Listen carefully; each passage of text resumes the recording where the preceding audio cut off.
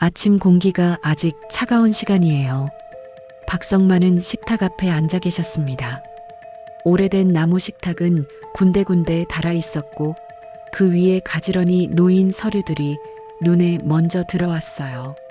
집 등기 이전 서류와 건물 관련 서류, 통장 정리 서류까지 한꺼번에 모여 있었습니다.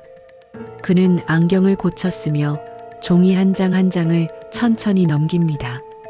글자는 분명한데 마음은 자꾸 흐려졌죠. 그래도 그는 애써 표정을 다잡았습니다.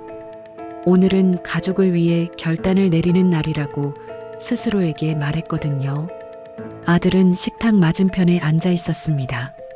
말수가 적었고 서류를 똑바로 보지 못한 채 컵만 만지작거렸어요. 며느리는 서류 옆에서 펜과 도장을 챙기고 있었습니다. 손놀림은 빠르고 익숙했죠. 집안일을 정리하듯 자연스러웠습니다. 박성만은 그런 모습을 보며 괜히 마음이 놓이기도 했어요. 다들 준비가 되어 있다는 생각이 들었거든요. 아버지, 여기 도장만 찍으시면 돼요. 며느리가 조용히 말합니다. 목소리는 부드럽고 흔들림이 없어요. 박성만은 잠시 도장을 바라봅니다. 붉은 인주가 묻은 도장이 유난히 무겁게 느껴졌습니다. 그는 한숨을 길게 내쉬지 않았습니다. 대신 고개를 끄덕이며 도장을 집어들었죠. 손이 아주 조금 떨렸지만 스스로도 모르게 힘을 줘서 종이에 찍습니다. 서류 위에 선명한 빨간 자국이 남아요. 그 순간 방 안의 공기가 바뀌는 듯 했습니다. 이제 다 정리됐네요. 아들이 짧게 말합니다. 안도의 기색이 얼굴에 스칩니다. 박성만은 그 말을 들으며 고개를 끄덕입니다. 마음 한쪽이 비워지는 느낌이 들었어요. 평생 모은 집과 건물, 통장까지 모두 넘긴 날입니다. 대신 그는 가족의 신뢰를 얻었다고 믿었습니다. 이제는 짐이 아니라 보호받는 사람이 될 거라 생각했죠. 나이가 들면 자식에게 기대는 게 당연하다고 스스로를 설득했습니다.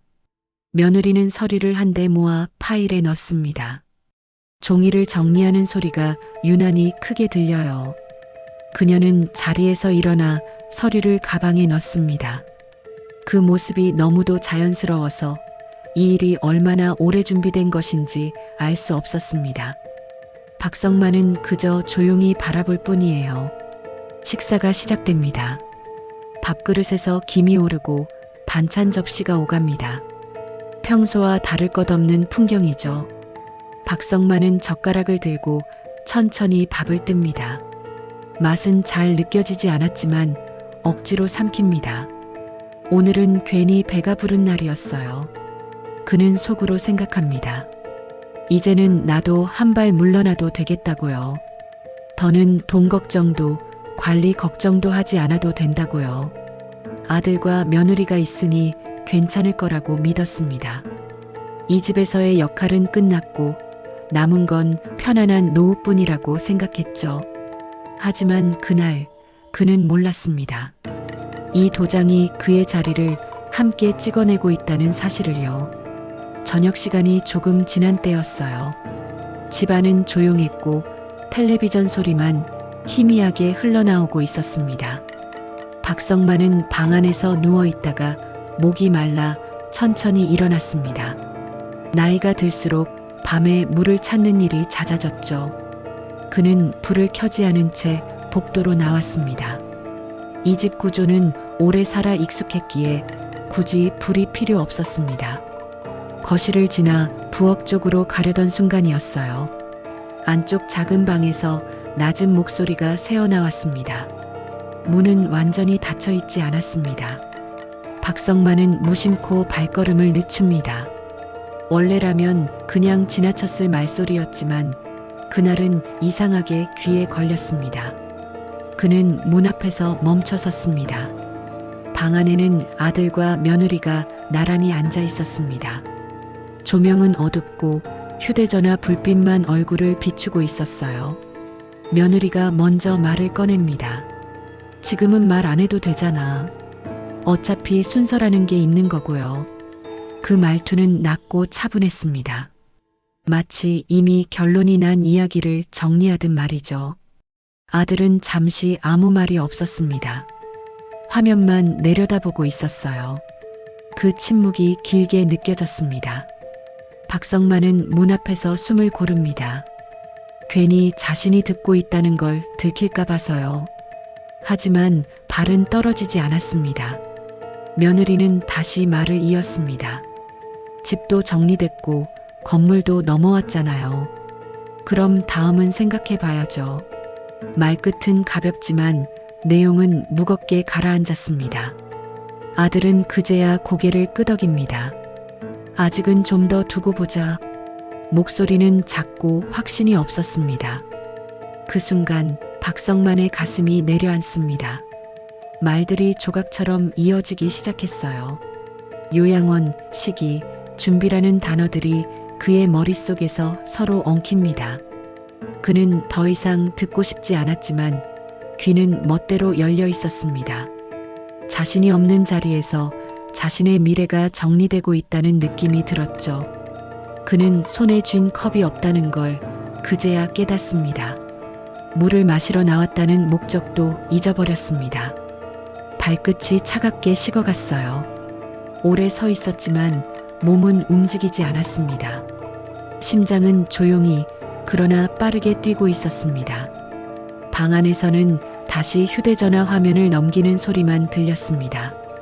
대화는 끝난 듯 보였어요. 박성만은 그제야 조심스럽게 뒤로 물러납니다. 발소리를 죽이며 자신의 방으로 돌아갑니다. 문을 닫고 나서야 숨을 길게 내쉽니다. 그는 침대에 앉아 한동안 가만히 있었습니다. 방 안은 어둡고 시계 초침 소리만 들립니다. 방금 들은 말이 계속 머릿속을 맴돌아요. 자신이 너무 예민한 건지 아니면 분명한 신호였는지 판단할 수 없었습니다. 그날 밤 그는 잠들지 못했습니다. 그리고 그 말은 그날 이후 단 한 번도 그의 머릿속을 떠나지 않았습니다. 아침이 와도 박성만의 얼굴은 밝지 않았습니다. 잠을 거의 이루지 못한 눈은 퀭했고 몸은 더 무겁게 느껴졌죠. 그는 평소보다 일찍 일어나 거실 창문을 열었습니다. 차가운 공기가 들어왔지만 마음은 식지 않았습니다. 어젯밤 들은 말이 계속 머릿속을 맴돌고 있었거든요. 지우려 해도 지워지지 않았습니다. 아들은 출근 준비를 하며 분주하게 움직였습니다. 며느리는 부엌에서 아침상을 차렸습니다. 두 사람의 모습은 어제와 다를 게 없었어요. 오히려 더 평온해 보였습니다. 그 자연스러움이 박성만의 마음을 더 불편하게 만들었습니다. 마치 아무 일도 없었다는 듯 행동하는 모습이었죠. 아버지, 식사하세요. 며느리가 평소처럼 말합니다. 웃음도 얹어져 있었습니다. 박성만은 고개를 끄덕이며 자리에 앉습니다. 젓가락을 들었지만 손에 힘이 들어가지 않았어요. 반찬 맛은 느껴지지 않았고 씹는 횟수만 늘어났습니다. 그는 말을 꺼내려다 멈춥니다. 지금 말하면 모든 게 어색해질 것 같았어요. 괜한 오해로 넘길 수도 있겠다는 생각도 들었습니다. 아들은 식사를 마치고 서둘러 나갈 준비를 합니다. 박성만은 그 뒷모습을 가만히 바라봅니다. 어릴 적 손을 잡고 학교에 데려가던 기억이 떠올랐어요. 그때는 분명 자신이 이 아이의 전부였는데 지금은 그렇지 않다는 사실이 실감났습니다. 집안이 다시 조용해졌습니다. 박성만은 자신의 방으로 들어가 서랍을 엽니다. 안에는 오래된 통장과 서류 사본들이 들어 있었습니다. 그는 하나씩 꺼내어 다시 확인합니다. 이미 모든 재산은 아들 명의로 넘어가 있었습니다. 자신의 이름은 어디에도 남아있지 않았죠. 그 사실이 문서보다 더 차갑게 느껴졌습니다. 그는 스스로에게 묻습니다. 정말로 요양원 이야기를 한 게 맞는지 아니면 자신이 잘못 들은 건지 말이에요. 하지만 떠올릴수록 말은 선명해졌습니다. 준비라는 단어와 순서라는 말이 계속 귀에 남았습니다. 우연이라고 넘기기엔 너무 구체적이었죠. 박성만은 하루 종일 집안을 서성였습니다. 텔레비전을 켜도 내용이 들어오지 않았고 신문을 펼쳐도 글자가 눈에 들어오지 않았습니다. 시간만 천천히 흘러갔습니다. 그는 점점 말수가 줄어들었고 질문에도 짧게만 대답했습니다. 며느리는 그런 변화를 느꼈지만 깊게 묻지 않았습니다. 아들도 눈치를 채지 못한 척 지나갔습니다. 박성만은 그 침묵이 오히려 답처럼 느껴졌습니다. 아무도 자신의 마음을 들여다보려 하지 않는다는 생각이 들었거든요. 그는 그날도 아무 말도 하지 않았습니다. 하지만 마음속에서는 이미 많은 것들이 무너지고 있었습니다. 며칠 뒤 저녁 식사 자리에서 아들 내외는 여행 이야기를 꺼냈습니다. 식탁 위에는 평소와 다름없는 반찬이 놓여 있었지만 박성만의 시선은 음식보다 두 사람의 얼굴에 머물렀습니다. 며느리는 휴대전화를 꺼내 일정표를 보여주듯 화면을 켭니다. 화면에는 해외 도시 이름과 날짜가 빼곡히 적혀 있었습니다. 그는 그 글자들이 이상하게 또렷하게 보였습니다. 이번엔 좀 길게 다녀오려고요. 며느리가 자연스럽게 말합니다. 말투에는 망설임이 없었어요. 아들은 고개를 끄덕이며 옆에서 거듭 설명을 덧붙입니다. 휴식이 필요하다느니, 오랜만에 둘만의 시간이라느니 하는 말들이 이어졌습니다. 박성만은 그 말을 조용히 듣고만 있었습니다. 그는 날짜를 속으로 세어봅니다. 9밤 열흘. 생각보다 긴 시간이었습니다. 며느리는 여행 기간 동안 집은 걱정 말라며 웃어 보였습니다. 냉장고에 음식도 충분히 넣어두겠다고 말합니다. 박성만은 그 배려가 고맙다기보다는 어딘가 비어있는 느낌을 받았습니다. 자신이 보호의 대상이 되어버린 기분이었죠. 그 사실이 서글프게 다가왔습니다. 그동안 혼자 계셔도 괜찮으시죠? 아들이 조심스럽게 묻습니다. 박성만은 잠시 말을 잃습니다. 괜찮지 않다고 말하고 싶었지만 입에서는 다른 말이 나옵니다. 그래, 괜찮다. 그는 고개를 끄덕이며 짧게 답합니다. 그 대답을 듣고 두 사람의 표정이 한결 편해집니다.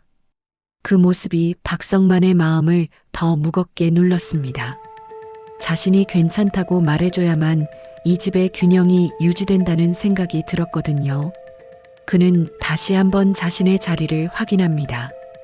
식사가 끝난 뒤 아들 내외는 여행 준비를 시작합니다. 거실 한쪽에 캐리어가 놓이고 옷가지가 하나둘 쌓입니다. 박성만은 그 광경을 멀찍이서 바라봅니다. 집안이 분주해질수록 그는 점점 조용해졌습니다. 그날 밤 그는 방에 들어와 달력을 꺼냅니다. 여행 출발일에 동그라미를 치고 돌아오는 날까지 선을 긋습니다. 그 사이의 시간은 텅 비어 보였습니다. 그는 그 공백을 어떻게 채울지 곰곰이 생각합니다. 그리고 그 생각은 점점 한 방향으로 모여듭니다. 박성만은 서류가 든 서랍을 다시 엽니다. 낮에 봤던 통장과 등기 사본이 그대로 들어 있습니다. 그는 그것들을 꺼내 침대 위에 나란히 놓습니다. 종이 위에 적힌 숫자와 이름이 현실을 분명하게 보여주고 있었습니다. 그는 그날 밤 오래도록 잠들지 못했습니다. 여행 일정은 단순한 여행이 아니라 그에게 주어진 마지막 시간처럼 느껴졌습니다. 아들 내외가 여행을 떠난 다음 날 아침이었습니다. 집안은 이상하리만큼 조용했어요. 전날 밤까지 들리던 사람 소리와 발걸음 소리가 완전히 사라졌습니다.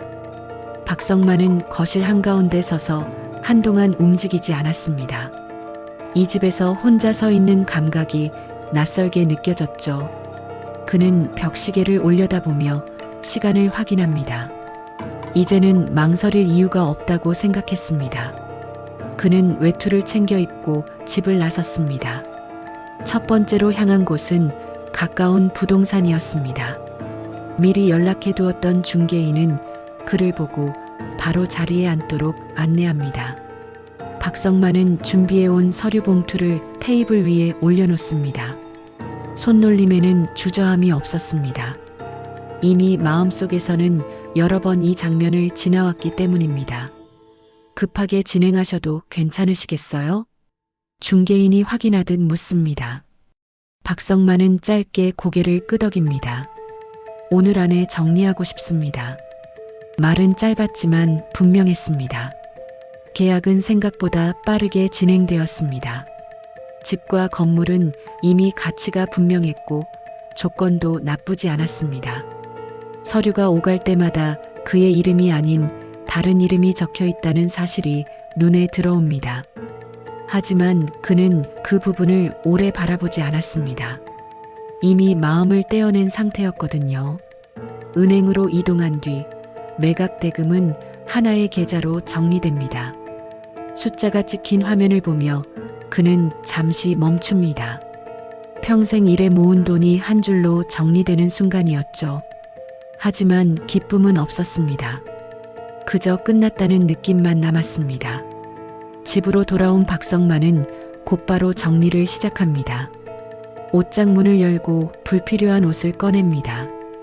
오래 입지 않은 옷, 남아있어도 쓸일 없는 물건들은 그대로 봉투에 담습니다. 손놀림은 조용하고 단정했습니다. 미련을 두지 않으려는 듯 했습니다. 서랍 깊숙이 있던 사진첩이 눈에 들어옵니다. 그는 잠시 멈춰 사진 몇 장을 꺼냅니다. 아들이 어릴 적 찍은 사진과 가족이 함께 웃고 있는 사진이었습니다. 그는 그중 몇 장만 골라 작은 가방에 넣습니다. 나머지는 다시 제자리에 두지 않았습니다. 해가 기울 무렵 집안은 눈에 띄게 비어 있었습니다. 박성만은 거실을 천천히 둘러봅니다. 이곳에서 보낸 시간이 주마등처럼 스쳐 지나갑니다.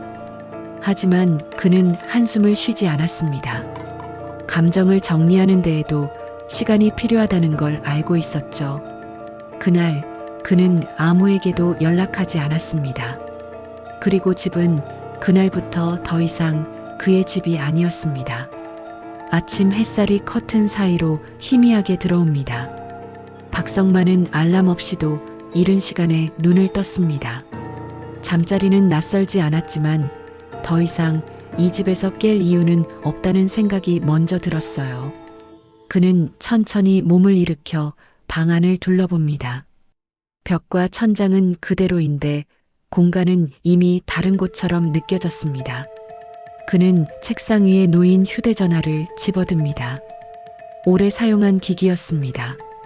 연락처에는 아들과 며느리의 번호가 가장 위에 떠 있었죠. 박성만은 잠시 망설이다가 통신사에 전화를 겁니다. 번호 변경과 해지를 차례로 요청합니다. 상담원의 안내에 따라 필요한 절차를 마칩니다. 통화가 끝나자 그는 화면을 한 번 더 바라본 뒤 전원을 끕니다. 이어 새 휴대전화를 꺼냅니다. 미리 준비해 두었던 기기였습니다. 번호는 아무도 모르는 숫자였어요. 그는 연락처를 거의 저장하지 않습니다. 이름 몇 개만 남깁니다. 그마저도 꼭 필요한 것들 뿐이었죠. 화면이 정리되자 마음도 조금 가벼워지는 듯 했습니다. 박성만은 은행과 보험 관련 서류를 다시 꺼냅니다. 주소 변경 신청서를 작성하고 자동이체 내역을 하나씩 확인합니다. 손놀림은 차분했고 실수는 없었습니다. 이미 여러 번 머릿속으로 연습한 일이었기 때문입니다. 모든 절차가 끝나자 그는 서류를 봉투에 넣어 가방에 챙깁니다. 거실로 나와 현관을 바라봅니다. 신발장에는 여전히 가족의 신발이 놓여 있었습니다. 그는 자신의 신발만 꺼내 신고 나머지는 건드리지 않습니다. 식탁 위에는 집 열쇠를 올려둡니다. 눈에 잘 띄는 자리였습니다. 누군가 찾을 수 있도록 일부러 그렇게 둔 것이죠. 박성만은 집안을 마지막으로 천천히 걷습니다. 벽에 걸린 시계, 창가의 화분, 오래된 소파까지 하나하나 눈에 담습니다. 손으로 만지지는 않습니다. 만지는 순간 마음이 흔들릴 것 같았기 때문입니다.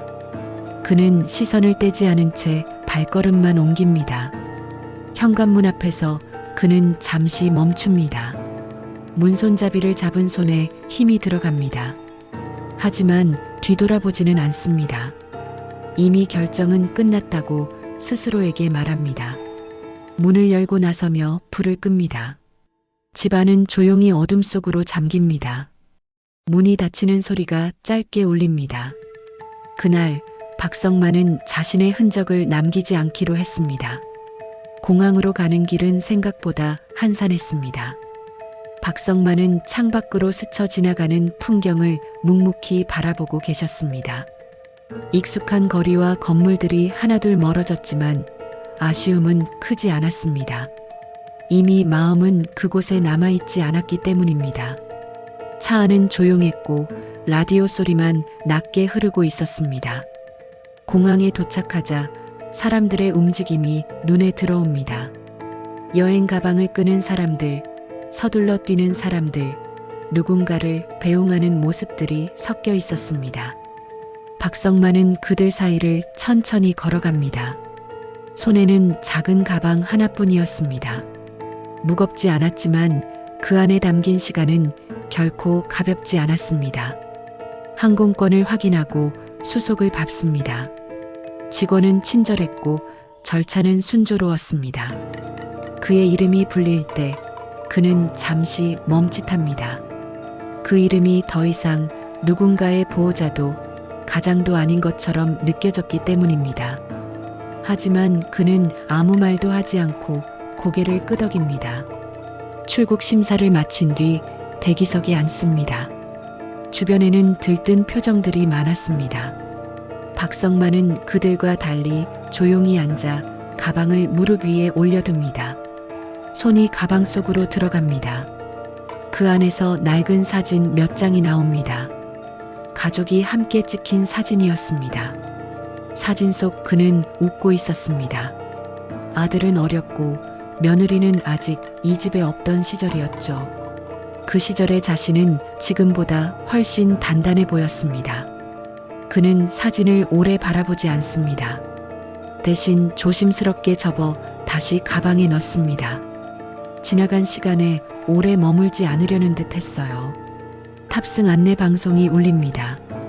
박성만은 천천히 자리에서 일어납니다. 줄에 서 있는 동안에도 그는 주변을 두리번거리지 않습니다.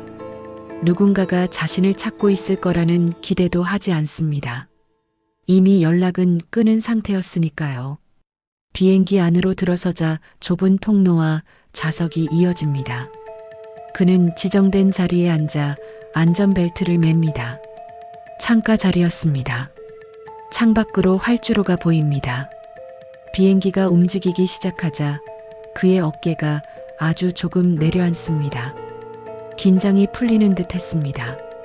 비행기가 이륙합니다. 땅이 점점 멀어집니다. 박성만은 창밖을 바라보다가 천천히 눈을 감습니다. 이 선택이 끝인지 시작인지는 아직 알 수 없었습니다. 여행에서 돌아온 날은 비가 내리고 있었습니다. 아들 내외는 피곤한 얼굴로 집 앞에 섰습니다. 여행 가방은 아직 정리되지 않은 채 현관 옆에 놓여 있었죠. 며느리는 익숙한 듯 열쇠를 꺼내 문을 열려고 했습니다. 하지만 문은 쉽게 열리지 않았습니다. 잠시 고개를 갸웃하며 다시 한번 시도했지만 결과는 같았습니다. 아들은 열쇠를 받아 문을 살펴봅니다. 그제야 문 옆에 놓인 작은 금속 소리가 눈에 들어옵니다. 식탁 위가 아니라 현관 바닥에 놓인 집 열쇠였습니다. 누군가 일부러 두고 간 것처럼 가지런히 놓여 있었어요. 그 순간 아들의 얼굴에서 웃음이 사라집니다. 문을 열고 들어서자 집안은 이상하리만큼 비어 있었습니다. 가구는 그대로였지만 생활의 온기가 느껴지지 않았습니다. 박성만이 쓰던 물건들이 눈에 띄지 않았습니다. 신발장 한쪽이 비어 있고 거실 한켠의 의자가 사라져 있었습니다. 며느리는 천천히 집안을 둘러보며 발걸음을 옮깁니다. 식탁 위에는 아무 메모도 없었습니다. 편지 한 장, 쪽지 하나 남아있지 않았죠. 방 안으로 들어가 보니 옷장은 절반 이상 비어 있었습니다. 침대는 깔끔하게 정리되어 있었고 서랍은 텅 비어 있었습니다. 누군가 급하게 떠난 흔적은 아니었습니다. 오히려 오래 준비한 사람의 모습이었습니다. 아들은 휴대전화를 꺼내 전화를 겁니다. 신호는 갔지만 연결되지 않았습니다. 몇 번을 다시 걸어도 결과는 같았습니다. 며느리는 그제야 불안한 표정을 숨기지 못합니다. 여행 내내 떠올리지 않았던 얼굴이 머릿속에 스치기 시작합니다. 부동산에서 걸려온 전화는 그날 오후였습니다. 집과 건물이 이미 정리되었다는 말이 전해집니다. 아들의 손에서 휴대전화가 천천히 내려옵니다. 며느리는 그 말을 이해하지 못한 채 멍하니 서 있었습니다. 집안의 공기가 무겁게 가라앉습니다. 해가 저물 때까지 두 사람은 집안에 앉아 있었습니다. 누구도 먼저 말을 꺼내지 않았습니다. 박성만의 방을 바라보는 시선만 몇 번이나 오갔습니다. 그 자리는 비어 있었지만 존재감은 더 크게 느껴졌습니다. 그날 밤 집에는 불이 오래 켜져 있었습니다. 그리고 두 사람은 알게 됩니다. 그날 이후 이 집에서 가장 큰 자리는 끝내 돌아오지 않았다는 것을요.